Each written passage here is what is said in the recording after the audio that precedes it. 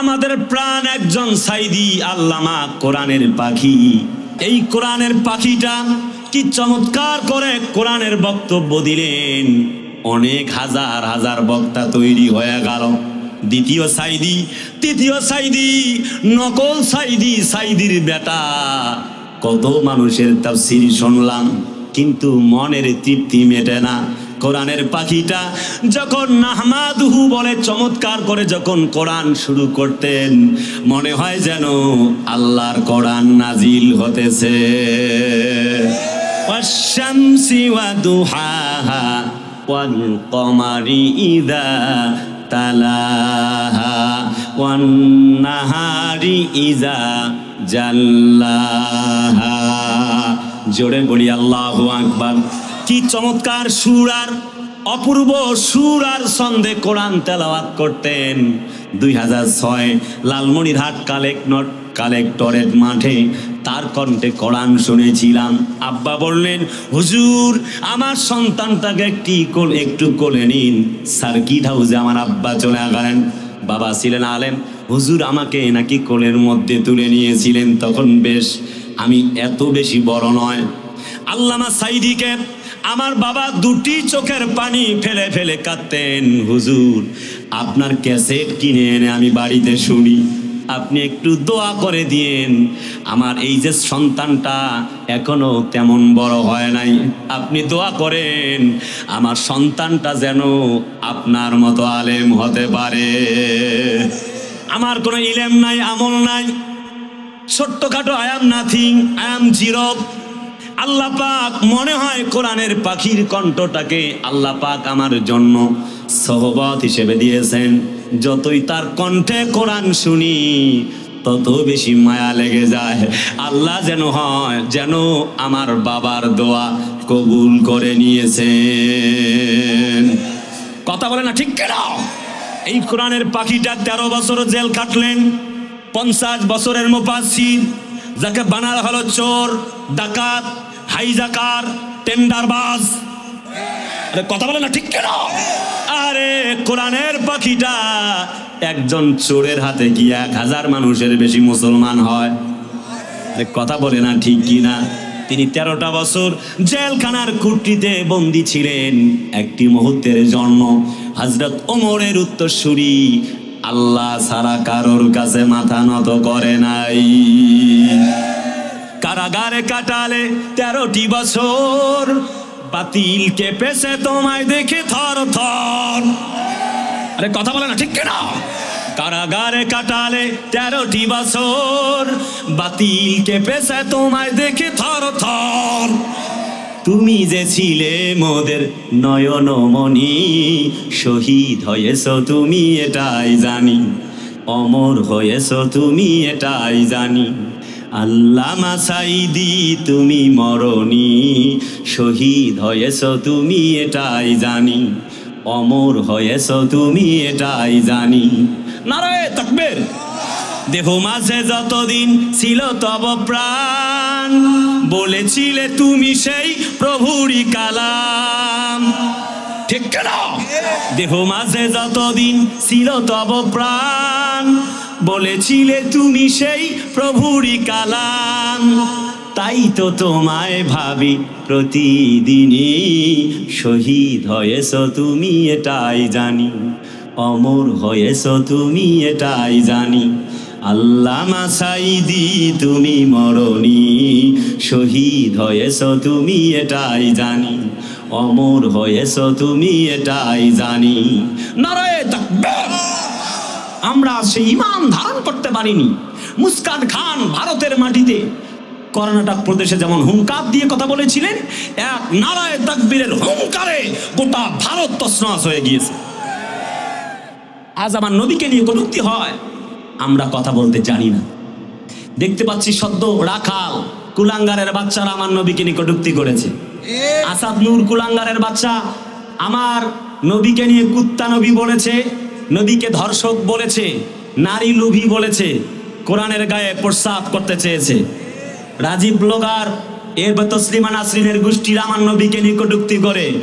আমি বলি ইসলামের বিরুদ্ধে, কোরআনের বিরুদ্ধে, নবীর বিরুদ্ধে কথা বলো। ঢাকার মাটিতে বসে আর দিল্লির মাটিতে বসে থাকলে হবে না।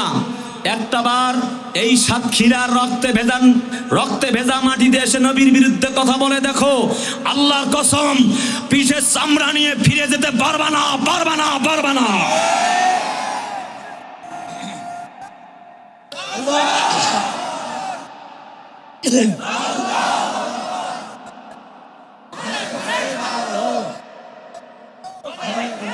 যারা নবীকে নিয়ে কটূক্তি করে, যারা রাসূলের ছবিকে ব্যঙ্গাত্মক করেছে, যারা নবীর বিরুদ্ধে কুৎসনা রটায়, তাদেরকে মাননীয় প্রধান উপদেষ্টার কাছে আমরা বিনীত আরজ করছি, এই সকল কুলাঙ্গারের বাচ্চাদেরকে ধরে এনে ফাঁসির ঝুলিয়ে করতে হবে। দ্রুত তাদেরকে শাস্তির আওতায় নিয়ে না আসলে পরে বাংলার মাটিতে এমন আগুন জ্বলবে যে আগুন নেভাতে পদ্মা, মেঘনা, যমুনার পানি দিয়েও এই আগুন নেভাতে পারবেন না, পারবেন না, পারবেন না। কোরআন বলে ইউরিদুনা লিইউতফিউ নূরাল্লাহি বিআফওয়াহিহিম ওয়াল্লাহু মুতিম্মু নূরিহি ওয়ালাউ কারিহাল কাফিরুন। আল্লাহ বলে তারা চায় মুখের ফুৎকারে আমার দিনকে মিটায়া দিবে, আমার ইসলামকে মিটায়া দিবে। আমি আল্লাহ চাই আমার দিনকে উদ্ভাসিত করবই। এমন কোন মায়ের বেটার সাধ্য নাই ইসলাম মিটায়া দিতে পারে, ঠিক কিনা বলেন? ইসলামকে কেউ মিটাতে পারবে না। 17 বছরের শাসক পারে নাই, পালাতে হয়েছে। কথা বলে না, ঠিক না? বিএনপি জামাতের ভাইয়েরা পালায় যায় নাই। 17 বছর হিমালয়ের পাহাড়ের মতো দাঁড়িয়েছিল, কিন্তু জালেম শাহী যখন ক্ষমতাচ্যুত হয়েছে 17 বছর নয় 17 ঘন্টাও টিকতে পারে নাই। জাতির লোকেরা জুতা পিটা করতে বাধ্য হয়েছে।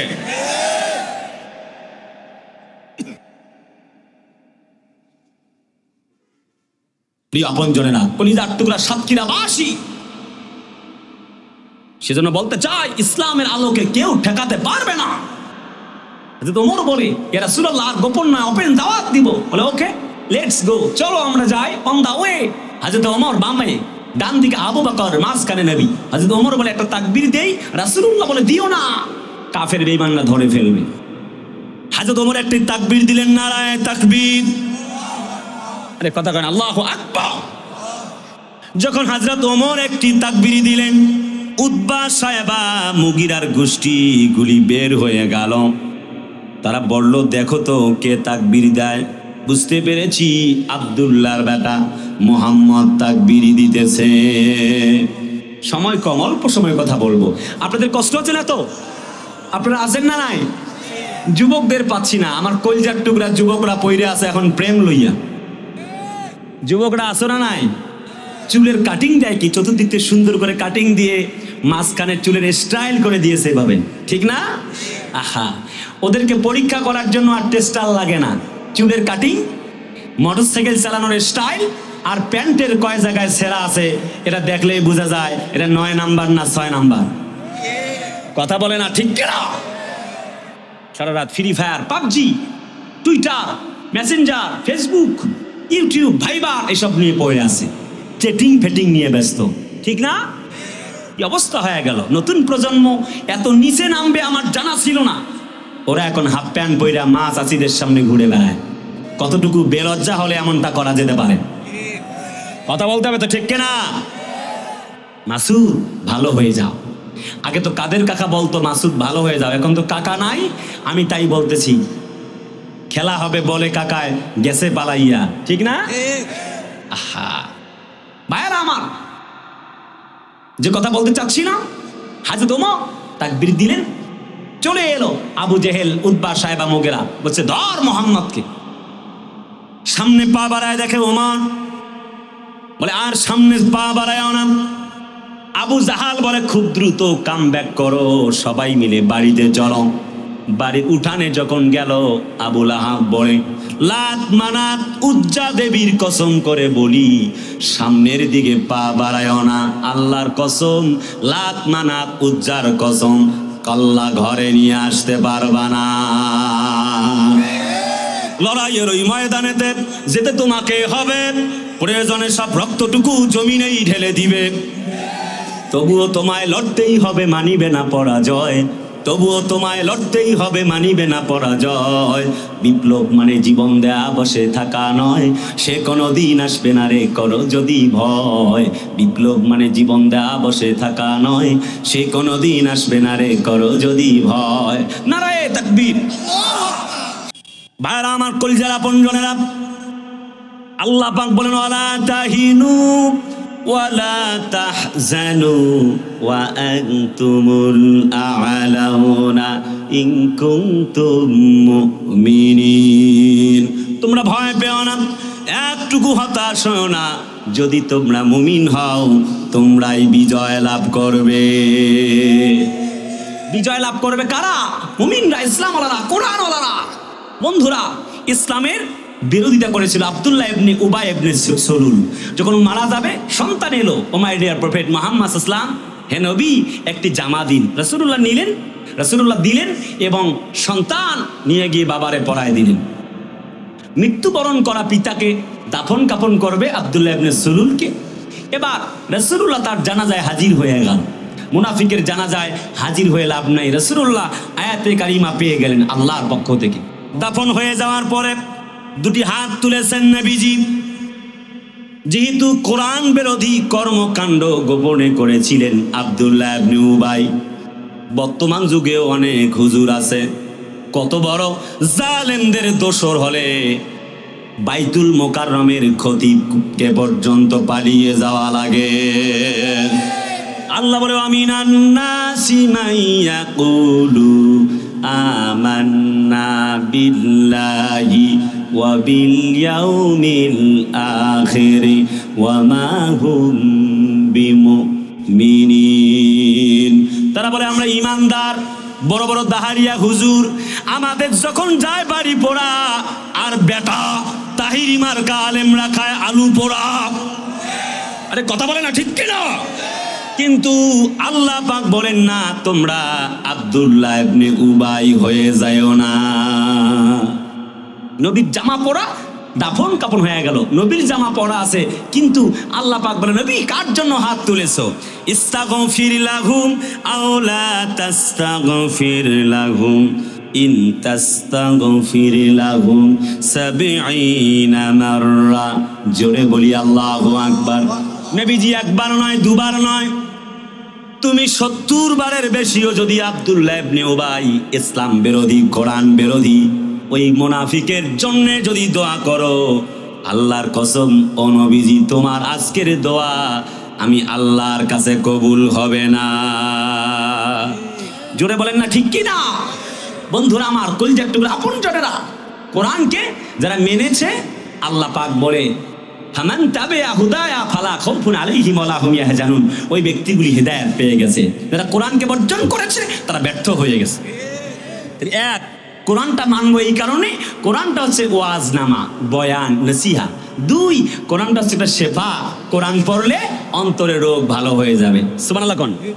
তিন, হুদা, কোরআনটা হচ্ছে একটি হিদায়াতনামা। এটা কি? আল্লাহর পক্ষ থেকে একটি সংবিধান। চার, আল্লাহ বলে রাহমাতুল লিল মুমিনিন, কোরআনটা হচ্ছে একটা কল্যাণময় গ্রন্থ। জোরে কোন সুবহানাল্লাহ। কেন মানবো? আসছি সেদিকে, সময় খুব অল্প। প্রিয় আপনজনেরা আমার, রাত গভীর হতে চলেছে।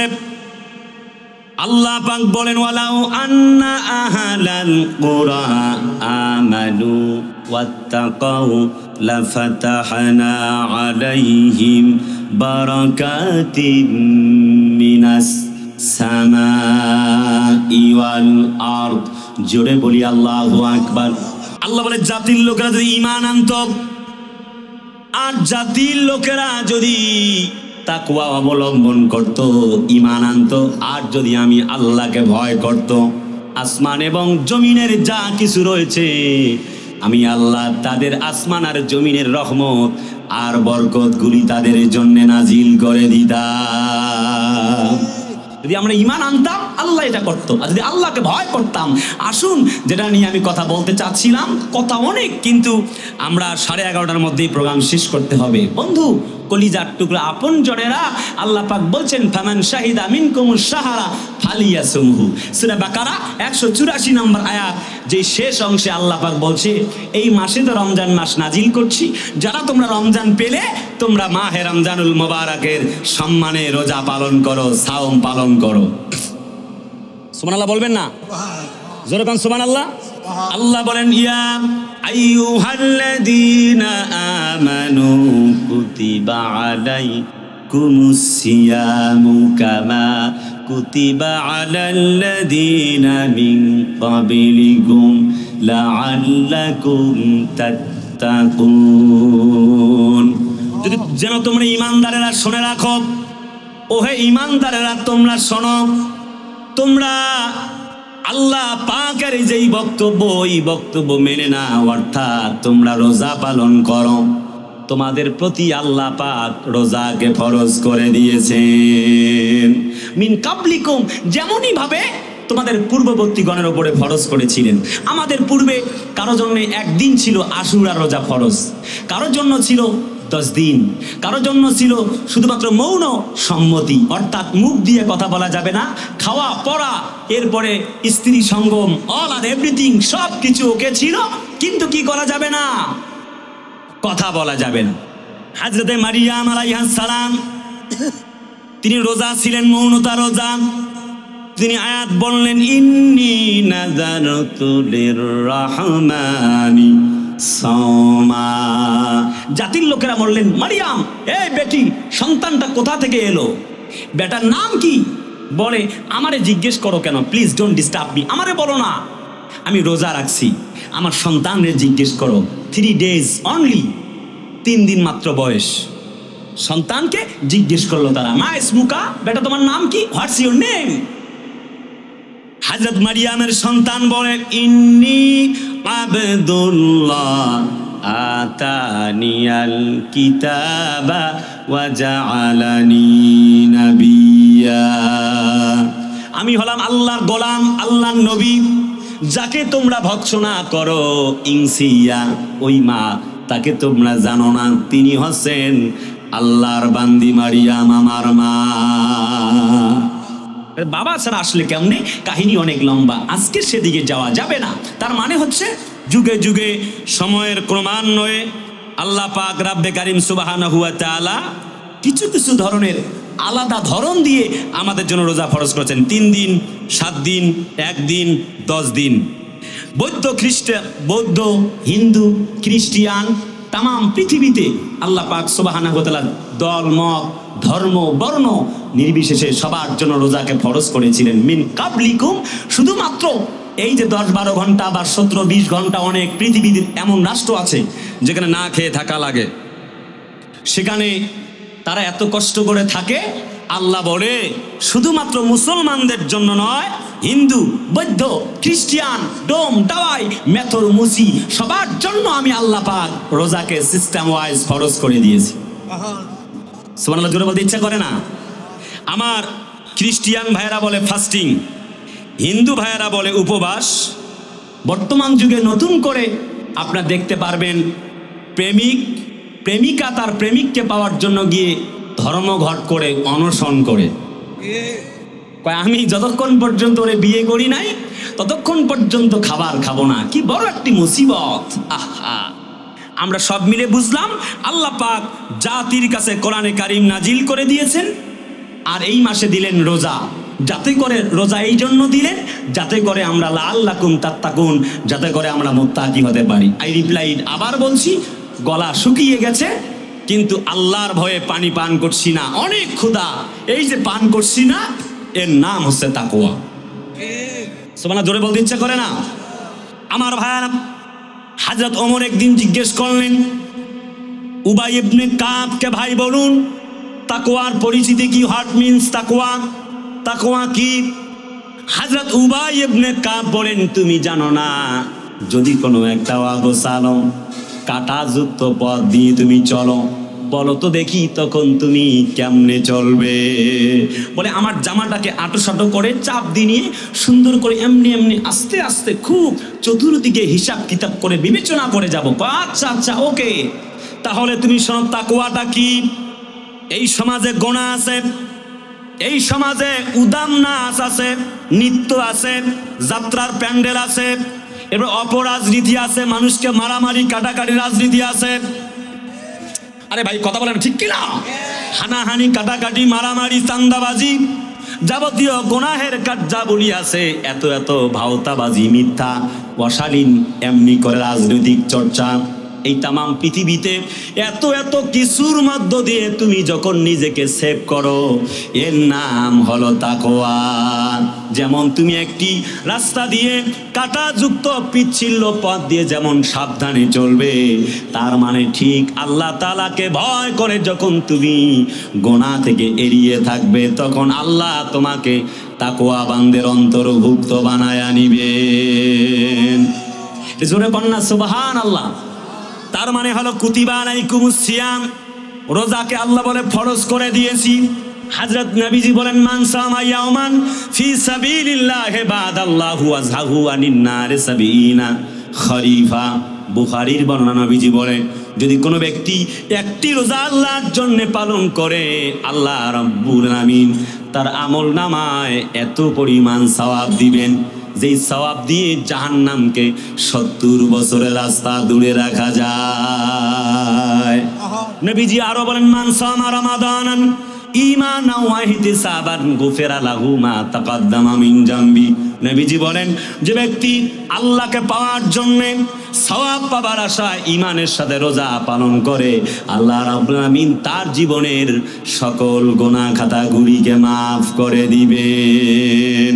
এসেছে নাজাত নিয়ে মাহে রমজান, সবাই মিলে তারে করি সম্মান, বঞ্চিত যেন মোরা কেউ হই না, প্রভুর ডাকে কেন সাড়া দাও না, হৃদয়ের জানালা খুলে দাও না, প্রভুর ডাকে কেন সাড়া দাও না। লিল্লাহে তাকবীর। এই রমজান পেয়েছি, আল্লাহ পাক বলেন জাতির লোকেরা শাহরু রমাদানাল্লাযী উনজিলা ফীহিল কুরআন, এটা এমন একটি মাস যাতে আমি আল্লাহ পাক এই মাসেই কোরআন নাজিল করেছি। কত বরকতময় একটি গ্রন্থ এই কোরআন। দাম বাড়লো কেন? এই কোরআন এসেছে জিবরিল আমিন মারফত, হযরত জিবরিল নবীর দাম বেড়ে গেল। কোরআনটা আসছে আমার নবীর উপরে, আমার নবী শ্রেষ্ঠ নবী হয়ে গেল। কোরআনটা আসছে আমাদের মতো কম বয়সী উম্মতদের কাছে, আমরা শ্রেষ্ঠ হয়ে গেলাম। সুবহানাল্লাহ জোরে বলতে ইচ্ছা করে না?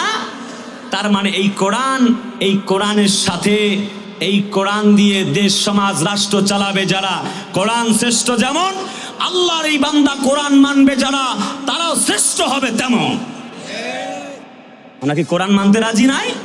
একটা রেহেল পর্যন্ত আমরা চুমু খাই, কারণ কোরআনের সাথে লাগছে, তাই তো এর সম্মান বেড়ে বহুগুণ বৃদ্ধি পেয়ে গেছে। প্রিয় ভাইয়েরা আমার, নবীজি আরো বলেন একটি নফল করলে একটি ফরজের সওয়াব, একটি ফরজ ইবাদত যদি কোনো ব্যক্তি পালন করে, মহিলা হোক পুরুষ হোক, আল্লাহ রাব্বুল আমিন তাকে 70টা ফরজের সওয়াব তার আমলনামায় দিয়ে দিবেন। আমার বন্ধুরা, তার শুধু কি তাই নাকি? নবীজি আরো বলেন ইন্না ফিল জান্নাতি বাবান ইউকালু লাহু রায়্যান, জান্নাতে এমন একটি দরজা থাকবে যার নাম হলো রায়্যান, ইয়াদখুলু মিনহু সাইমুনা ইয়াউমাল কিয়ামা লা ইয়াদখুলু মিনহু আহাদুন গায়র। হযরত নবী বলেন ওই জান্নাত দিয়ে কেবলমাত্র শুধুমাত্র জান্নাতীরা, রোজাদাররা প্রবেশ করতে পারবে, অন্যরা প্রবেশ করতে চাইবে জাহান্নাম থেকে কাছাকাছি তাদের অবস্থান, ফেরেশতা মণ্ডলীরা জুতা পিটা করায় জাহান্নামে নিয়ে যাবে। বলে রোজা করো নাই, হজ করো নাই, যাকাত দাও নাই, আজ আসছো জান্নাতে প্রবেশ করার জন্য, তারা কখনোই প্রবেশ করতে পারবে না। কলিজার টুকরা বন্ধুরা, তার মানে ব্যাপারটা হচ্ছে আল্লাহ পাক সুবহানাহু ওয়া তাআলা মাহে রমজানুল মুবারক দিয়েছে সওয়াব কামাইয়ের মাস। হযরত নবীজি আরো বলেন মান কামা ঈমানান ওয়া ইহতিসাবান গুফিরা লাহু মা তাকাদ্দামা মিন জামবিহি, যে ব্যক্তি রোজা থাকবার পরে সুমু নাহারাহা ওয়া কুমু লাইলাহা, রাতের বেলা দাঁড়িয়ে দাঁড়িয়ে কিয়ামুল লাইল করবে, তারাবিহের নামাজ আদায় করবে। নবীজি বলেন আল্লাহ রাব্বুল আমিন তার আমল নামায় জীবনের সকল গুনাহ খাতাগুলি মাফ করে দিবে। নবীজি আরো বলেন এক একটা তারাবিতে বান্দার জন্যে এক একটা জান্নাত আমি বরাদ্দ করে দেই। আসাউলি আনা ওয়া আনা আজদি বিহি ওয়া ক্বালা ফি রিওয়ায়াতি ওয়া আনা উযা বিহি, হাদিসে কুদসি যেটা ক্বালা আযজা ওয়া জাল্লা, আল্লাহ বলে রোজা আমার জন্য আর এর প্রতিদান আমি আল্লাহ নিজেই দেব। অন্য রিওয়ায়াতে আসছে আল্লাহ বলে আমি নিজেই হব। এগুলি আমাদের ইমাম সাহেবরা বক্তব্য রাখে। তো যাই হোক, সব মিলিয়ে আমি খুব লম্বা করে বলতে চাইবো না, যেটা বলছি আল্লাহর জন্য আমাদেরকে সঁপে দিতে হবে এই রোজার মাধ্যমে। একটা পাগলে তো না খেয়া থাকে না, থাকে কথা কয় না, থাকে। আহা, একটা পাগল তাকেও না খেয়া বাইন্ধে রাখতে পারবেন না। তার মানে আমরা বুঝি, কিন্তু ইসলামটাকে ওইভাবে যেভাবে বোঝা দরকার সেভাবে বুঝি নাই। আমরা রোজা পালন করতে হবে, জাকাত দিতে হবে, হজ করতে হবে। হযরত নবী বলে বুনিয়াল ইসলামু আলা খামস, শাহাদাতি আল্লাহ ইলাহা ইল্লাল্লাহ ওয়া ইকামিস সালাত ওয়া ইতাইজ যাকাত ওয়াল হাজা সাওমে রমাদান। আল্লাহ পাকের নবীজি বলেন ইসলামের খুঁটি হলো পাঁচটি। এক, ঈমান আনা। দুই হলো তার মানে নামাজ আদায় করা। তিন হলো আল্লাহ রাব্বে কারিমের জন্য যাকাত দেওয়া। চার নাম্বার হলো তোমাদের জন্য রোজা যেই ফরজ সেই রমজান মাসে রোজা রাখা। আমরা তো এই যে আল্লাহ পাকের জন্য রমজান মাসের যে রোজা, এই রোজাকে আমরা অনেকে হেলায় খেলায় পার করে দিই, কিন্তু সেটা করা যাবে না। সব কামাইয়ের মৌসুম এসেছে, এই মাসে অনেকে ব্যবসা করে। হারামজাদা, এটা কি ব্যবসা করার মাস? ইবাদত বন্দি করার মাস। বরং যখন রমজান আসে তখন 10 গুণ দাম বাড়ায় দেয়। একটা ডল রাখছে পুতুল দোকানের সামনে, কেন ভাই রাখছো? এই পুতুলটা না রাখলে কি তোমার ব্যবসা হবে না? তুমি কি না খেয়ে মারা যাবা? দেখো অনেক ব্যবসায়ী আছে ব্যবসা করছে, এই মাসটাকে মার্কেট করার মাস অনেকে বানিয়ে নিয়েছে। কথা কয় না? অথচ আল্লাহ এই শেষের দিক থেকে আমরা মার্কেটে ব্যস্ত হই। আল্লাহ নবীজি কোমর বেঁধে, গামছা পায় কোমরে বেঁধে তিনি ইবাদতে নামতেন। হযরত নবীজিকে এই একটি রাতের মধ্যে 83 বছর 4 মাসের ইবাদতের জন্য আল্লাহ সব বলেছেন, আমি সেই দিকে যাব না। শুধুমাত্র এতটুকু বলবো, রমজান মাস যারা পাচ্ছেন আল্লাহর কসম বাল্লেগ না রমাজান, যাদেরকে আল্লাহ রমজান পর্যন্ত পৌঁছায় দিবে, হাতে ধরি আল্লাহর কসম কোরআন মেনে চলা লাগবে। পারা যাবে না শেষ প্রান্তে কথা দাঁড়ানো। তার মানে আল্লাহ পাক বলে জাতির লোকেরা লাআল্লাকুম তাত্তাকুন, যাতে করে তুমি মুত্তাকি হতে পারো, এই জন্য আমি আল্লাহ পাক তোমার উপরে এই রমজান মাসে রোজা দিয়েছি। মুত্তাকি হোয়াট মিন্স তাকওয়া, কি জন্য তাকওয়াটা কি? হযরত ওমরের হাতে কোরআন, এক হাতে তরবারি এক হাতে কোরআন, মিছিল দিয়েছিলেন আল্লাহর জন্য। যদি আমরা ওমরের মতো তাকওয়া নিয়ে মিছিল দিতে পারি, আল্লাহর কসম ভারত আমাদের দিকে চোখে চোখ রেখে কথা বলতে পারবে না। বর্তমান আমার কলিজার টুকরা ছোট্ট বন্ধুগুলি, সমন্বয়কের ভাইয়েরা, ওরা হযরত ওমরের ভূমিকা পালন করছে। আমার আসিফ মাহমুদ, এরপরে হাসনাত আব্দুল্লাহ ভাইটি সহ নাহিদ ইসলাম ভাইয়েরা, তারা হযরত ওমর রাদিয়াল্লাহু তাআলা আনহুর ভূমিকা পালন করতে চায়। কথা তো বলতে হবে, কথা বলে না ঠিক কিনা? তারা যেন চোখে চোখ রেখে ভারতের সঙ্গে চোখ রাখিয়ে আধিপত্যবাদের বিরুদ্ধে কথা বলছে। আমরা বলতে চাই, তোমরা যদি বারবার বিরোধের জেরে বর্ডার দখল করে, কখনো ফেনী কখনো চট্টগ্রাম দখল করে মুসলমানদের স্বাধীন সার্বভৌমে আঘাত হানতে চাও, যদি বারবার গৌর গোবিন্দের ভূমিকায় মাঠে নামো, আল্লাহর কসম আমরাও শাহজালালের ভূমিকায় যদি মাঠে নামি, ৭১-এর যুদ্ধের মতো এই 18 কোটি মুসলমানদের 36 কোটি হাত যদি আরেকবার তোমাদের বিরুদ্ধে, যদি আল্লাহর এই কালেমার ঝান্ডা পতাকা যদি তোমাদের বিরুদ্ধে তোলে, আল্লাহর কসম দিল্লির মসনদে কালেমার পতাকা উড়ানো হবে। যদি তোমরা গৌর গোবিন্দের ভূমিকায় যদি মাঠে নামো, আমরা হযরত শাহজালালের ভূমিকায় মাঠে নামলে নরেন্দ্র মোদীজি তোমার গদিতে আগুন না দিয়ে আমরা ঘরে ফিরবো না। কারা কারা রাজি, দু হাত তুলে আল্লাহকে দেখাও।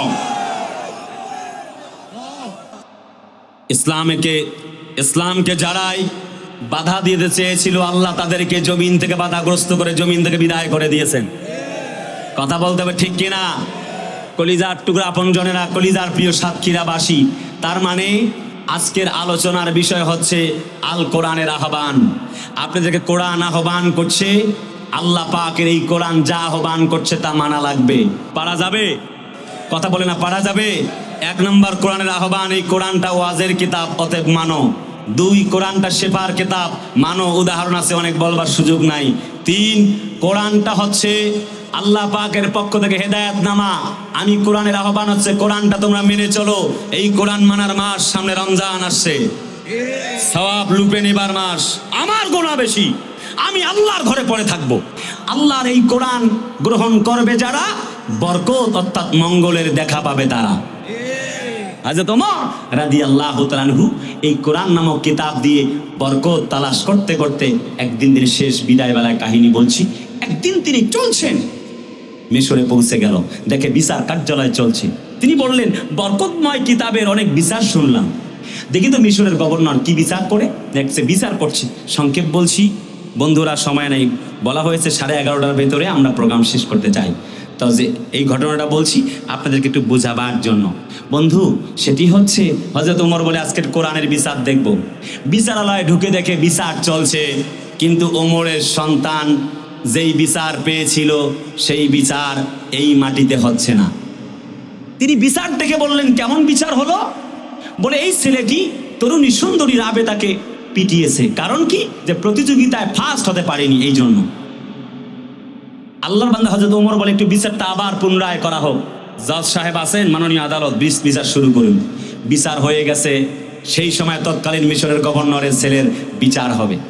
হযরত ওমর রাদিয়াল্লাহু আনহু বিচার যখন হয়ে গেল, তিনি বললেন, বিচার একটাই, ওয়াল কাতলা বিল কতল ওয়াস সিন্না বিস সিদনি, দেরি নয়, মাইরের বদলে মার। এই যে লাঠি গ্রহণ করো, রাষ্ট্রপ্রধানের ছেলেকে তুমি পিটাও। দাঁড়িয়ে আসো কেন যুবতী? তোমাকে এই যে রাষ্ট্রপ্রধান মিশরের গভর্নর আমর ইবনুল আসের সন্তান পিটিয়েছে, তুমিও পিটাও। তিনি পিটাতে লাগলেন। 11টা পিটাবার বাদ থেমে গেল, মাথা ফেটে লাঠিতে রক্তাক্ত। হযরত ওমর রাদিয়াল্লাহু তাআলা আনহু তিনি দাঁড়িয়ে থাকলেন আর বললেন, লাঠিটা ফেলে দিলা কেন? রক্ত মাখা লাঠিটার হযরত নবীজির সাহাবী ওমর হাতে তুলে নিলেন এবং তরুণী সুন্দরী রাবেতার হাতে দিলেন আর বললেন, শোনো তরুণী, এই মিশরের গভর্নরের মাথায় তুমি পিটাও, কারণ মিশরের গভর্নর কেন সন্তানকে ভালো সন্তান বানাতে পারে নাই। এবার তরুণী লাঠিটা নিচের দিক দিয়ে ফেলে দিয়ে বললেন, কোরআনে রাজ কায়েম করার জন্য আমাকেও একজন সঙ্গিনী হিসাবে আপনারা নিতে পারেন। যে ইসলাম, যেই কোরআন একজন গভর্নরকে পর্যন্ত বিচারে ছাড় দেয় না আল্লাহর কোরআন মানতে গিয়ে। অমাল্লাম ইয়াহকুম বিমা আনজালাল্লাহ, আল্লাহর বিধান যেই কোরআন কায়েম করে, শান্তির বিধান, এই কোরআন মেনে আমি ইসলাম গ্রহণ করে নিলাম। লা ইলাহা ইল্লাল্লাহু মুহাম্মাদুর রাসূলুল্লাহ। জোরে বলুন আল্লাহু আকবার। সেই জন্য করে বলি, এই সেই কোরআন চিল্লায় আপনারা বলেন তো, মানার দরকার আছে না নাই? আর একটু জোরে সকলে চিল্লায় বলুন, আছে না নাই? এই বরকতময় কিতাব মানছিলেন ওমর, মিশরে তার সন্তান সেনা সদস্য হিসেবে দায়িত্ব পালন করে। খবর এলো তোমার সন্তান নাবিজ পান করেছে মদ, বলে কাম ব্যাক করে দাও, তারে ফিরিয়ে দাও। আনা হলো, ওমর বলছে, বেটা কি পান করেছো? বাবা নাবিজ খেয়েছি। তিনি হাসলেন আর হাত পা বেঁধে একসঙ্গে খুঁটির সঙ্গে বাঁধলেন। নামাজ শেষ হলো, বিচার করছে। 20টা বেত্রাঘাত মারলো, 40টা। প্রিয়তমা স্ত্রী হযরত ওমরের পা দুটি ধরে চিৎকার মেরে কান্দে, হযরত ওমর গো আমির আল মুমিনিন, আজকের জন্য আমার সন্তানকে ক্ষমা করে দাও। হযরত ওমর কোনো কথা বলে না। পিটাতে পিটাতে চোখের পানি যখন পড়ছে, হযরত ওমরের সন্তান হিসাবে কান্দে, চোখের পানি ফেলে। 60টা বেত্রাঘাত করলেন, সন্তান মারা গেল। একটি পর্যায়ে যখন আর বাকি 20টা রাকাত সামানি না জালদা কোরআনের বিচার, বরকতময় কোরআনের বিচার যখন তিনি করতে পারলেন, দাফন কাফন হয়ে গেল। কবরের উপরে চোখ বেয়ে বেয়ে পানি পড়ছে। ওমরের সন্তানের মায়ায় কান্দে, যার সন্তান আছে সেই বোঝে। হযরত ওমর লাঠিটা হাতের মধ্যে নিলেন, ব্যাত নিয়া বাকি 20টার আঘাত তিনি কবরের ওপরে বাড়ি মারলেন আর আল্লাহকে বললেন, ও আল্লাহ, তোমার যে কোরআন পৃথিবীকে শাসন করবার জন্য এসেছিল, ওই কোরআন আমি ওমর মেনে নিয়েছি। আল্লাহর কসম, আমার জীবন যেতে পারে, একটি মুহূর্তের জন্য আল্লাহর কোরআন ছাড়তে পারি না। ওয়া মা নাকামু মিনহুম ইল্লা আইয়ুমিনু বিল্লাহিল আজিজিল হামিদ। কোনো অপরাধ ছিল না তাদের। হযরত ওমরের, খাব্বাবের, খোবায়েবের তাকওয়া অর্জন করতে গিয়ে খাব্বাব ইসলামের জন্য জীবন দিলেন। কোরআন মানতে গিয়ে উত্তপ্ত আগুনে তারা ফেলায়া দেওয়া হলো। হযরত খাব্বাবের রক্ত আর গোশতগুলি পুড়তে পুড়তে পুড়ে পুড়ে আগুন পর্যন্ত নিভে যায়। হযরত খাব্বাব একটি মুহূর্তের জন্য আল্লাহর কোরআন ছেড়ে দেয় নাই। আমাকে শহীদ করে সেই মিছিলে শামিল করে নিও, যেই মিছিলের নেতা আমির হামজা, খোবায়েব, খাব্বাব, খোদার ছিল যারা অতি প্রিয়, শামিল করে নিও। লিল্লাহে তাকবীর। ইসলাম, মুসলমান, আল্লাহর জমিনে আলেমরা বাংলাদেশের গর্বিত নাগরিক, ফার্স্ট ক্লাস নাগরিক। আলেমদেরকে রশি টানানো হয়, আলেমদেরকে হযরত খাব্বাবের উত্তরসূরিদেরকে পোড়ানো হয়, জেলে বন্দি করা হয়। আমাদের সাইদি সাহেবদেরকে হাতে হাতে হ্যান্ডকাপ, পায়ের মধ্যে ডান্ডা বেরি পরায় নিয়ে যাওয়া হয়। আর জালেমদের দোসর, জালেমের বাচ্চাগুলি হাসতে হাসতে সেই কোটের মধ্যে চলে যায়। আমরা দেখতে পাচ্ছি এখনো আইন উপদেষ্টা আসিফ নজরুল সাহেবকে আমরা শ্রদ্ধার সাথে বলছি, সিংহের মধ্যে, সিংহের লেজের মধ্যে লাড়া দেওয়ার চেষ্টা করবেন না। আমরা শান্ত হয়ে আছি। আলেমদেরকে হাত করা লাগিয়েছিলেন সাতক্ষীরার অধ্যক্ষ আব্দুল খালেককে। আমাদের শহীদ রাহবারে নিজামী মতিউর রহমান নিজামীকে বিদায় করেছেন ফাঁসির মঞ্চে ঝুলায়া। আমাদের আল্লামা সাইদিকে ইনজেকশন পুশ করে বিদায় করেছেন। আমার পিতৃ সমতুল্য গোলাম আজমকে জমিন থেকে বিদায় করেছেন। আমাদের ভাই শহীদ আব্দুল কাদের মোল্লাকে বিদায় করেছেন। এখন পর্যন্ত বলেন আপনারা কি অপরাধ করেছেন? আল্লাহর কসম, আলেমদেরকে যেমনি হাত করা লাগায়া ডান্ডা বেরি পরায় লাগায় নিয়ে যাচ্ছিলেন এবং বিচার করেছিলেন বিনা অপরাধে, এই জালেমগুলির বিচার যদি আপনারা না করেন, আইন উপদেষ্টা আসিফ নজরুল সাহেবকে বলতে চাই, আপনাদের গদি থেকে না নামা পর্যন্ত জাতির লোকেরা ঘরে ফিরবে না, ফিরবে না, ফিরবে না। কারা কারা যদি হাত তুলে আল্লাহকে দেখাও। স্বজাতির হাহাকারে বাতাস কাঁদে, অন্তরে তবু কি ব্যথার প্রলেপ পড়ে না, অন্তরে ব্যথার প্রলেপ পড়ে না। লিল্লাহে তাকবীর। কলিজার টুকরা আমালাইনাল বালাক। যতটুকুন কথা বলেছি, বরকতময় কোরআনকে আল্লাহ তাআলা সামনে রমজান মাসে আমাদের পালন করার তৌফিক দান করুক।